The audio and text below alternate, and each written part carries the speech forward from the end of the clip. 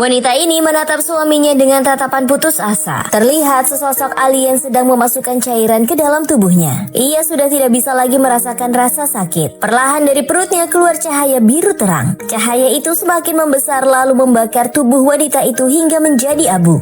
Pria itu begitu hancur melihat apa yang dialami oleh sang istri. Namun, ia harus segera bersiap karena sekarang adalah gilirannya. Alien itu melepaskan gelang senjata di tangannya dan menaruhnya di samping pria itu. Sang alien bersiap melakukan eksperimen kembali. Ia memasukkan laser ke perut pria itu. Pria itu berteriak dengan keras.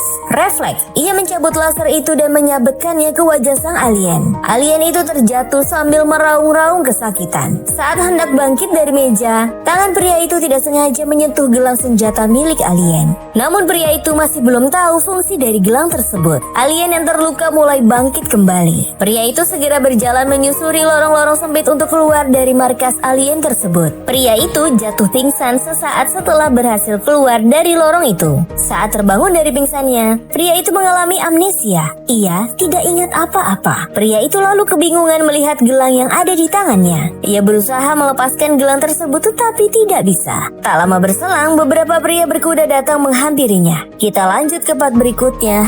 Pria ini terbangun dari pingsan dengan sebuah gelang metal terpasang di tangannya. Tubuhnya terluka namun ia tidak bisa mengingat apa-apa. Saat sedang mencoba melepaskan gelang tersebut, beberapa orang datang mendekatinya. Kawanan bandit itu mengira Jack adalah seorang buronan bernilai tinggi yang sedang melarikan diri. Mereka hendak menangkap Jack untuk ditukar dengan sebuah hadiah. Jack yang kesal pun langsung bereaksi. Tanpa ampun, ia melumpuhkan kawanan bandit tersebut satu persatu.